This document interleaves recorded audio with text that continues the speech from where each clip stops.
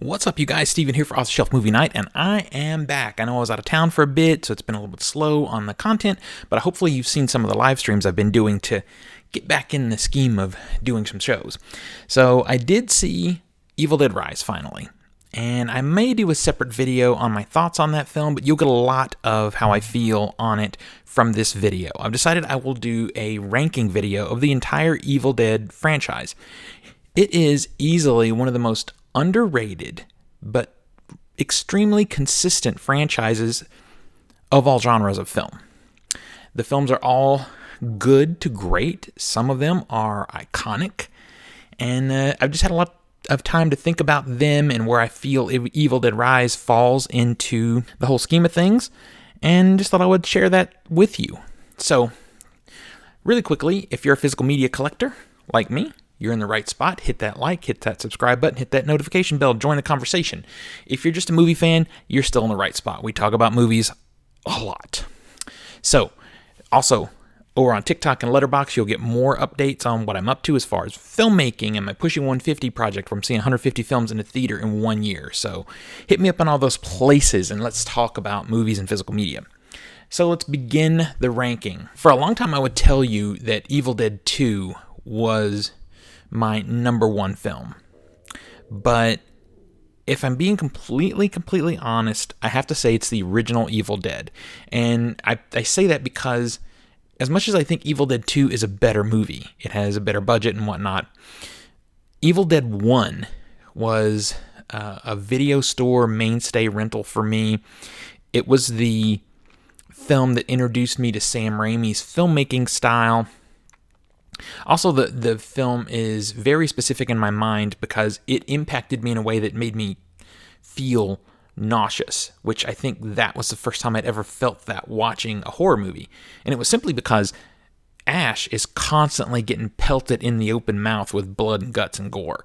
And I just remember the first time seeing that as a little kid, feeling like I was going to throw up looking at it, because I could just imagine that happening to me. Though the camera moves that he uses were all new to me. So it may be cheap on the budget side, and it may be kind of a student film feeling vibe to it, but it's just so important in the world of horror that it has to be my number one. Number two is going to be Evil Dead 2. I think it's the second best film in the franchise. It really allowed Raimi and Campbell to come together with the entire team from the first one, of course, come together and take their vision that they had for the first Evil Dead with the budget and backing that they got for the second one and really expand their vision and make it more of what they wanted it to be the first time around. It leans a little heavier into the comedy space, which normally is not my thing. Horror comedy, I do like some horror comedies, but they're not a go-to genre for me. But his sort of Three Stooges brand of comedy mixed with, violence and heavy gore is just so fun and so hard to replicate that Evil Dead 2, like the first one, became a video store rental mainstay for me. And that was the one where I started to realize who Bruce Campbell was. I mean, he was good in the first one, but it was more of an ensemble thing. The second one was the first, real, okay, this is a Bruce Campbell, situation. So Evil Dead 2 is my second favorite. Coming in at number 3, and this is controversial for some people, is Army of Darkness. I love Army of Darkness. Every time I think about Army of Darkness, I think about people in our movie community are always saying, why are you doing the same thing? Why are you rebooting the same thing, doing the same thing over and over again? And then when a filmmaker does do something different, for example, Army of Darkness, they get ridiculed for stepping too far away from what the formula is for the previous releases. It's not the only one. Halloween 3 was the subject of much hate for many years. It's finally come around and people are starting to appreciate it for what it is. Texas Chainsaw Massacre 2 is another one.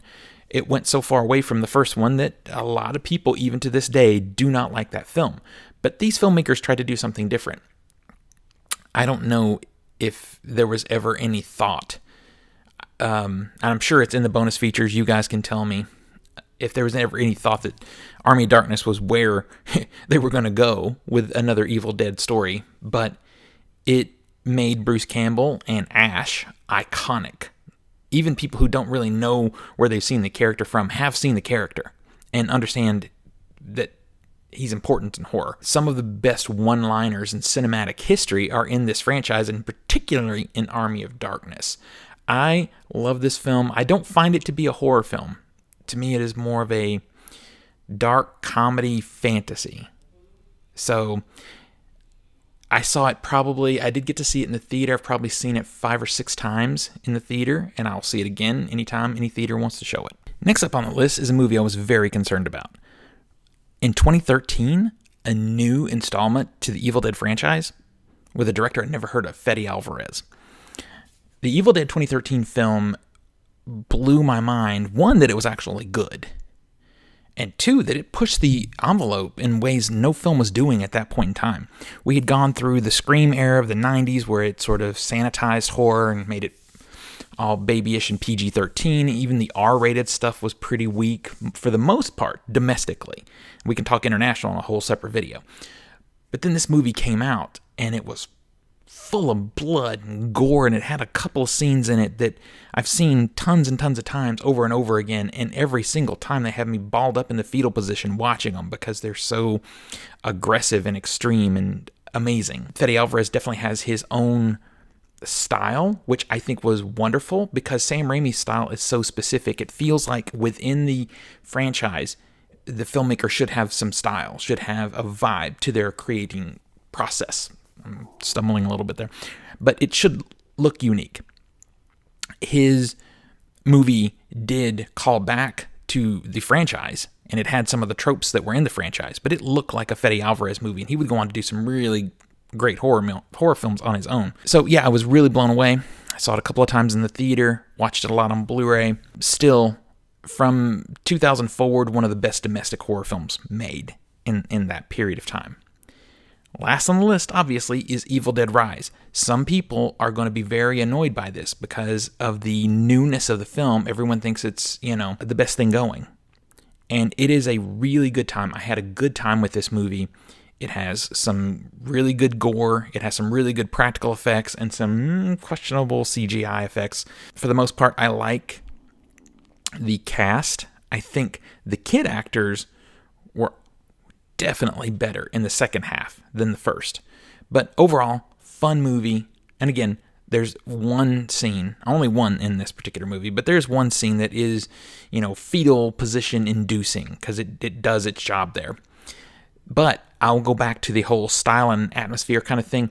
Anybody could have directed this film. It doesn't have sort of that unique cinematic vision that Fede Alvarez movie does and the Raimi films do. So that's another thing that pushes it to the bottom of the list.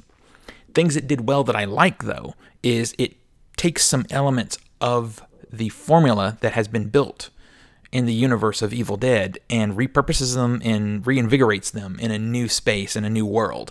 It does it in some clever ways, and I really found myself smiling during those sequences. So it's a great film. I think my letterbox is 3.5 out of 5. So I think it's really good, but it doesn't quite reach the levels of greatness that the other films do, which is why it's at the bottom of the list. But it's at the bottom of a list of an amazing franchise of wonderful films. So I think it should take pride in that existence in that list.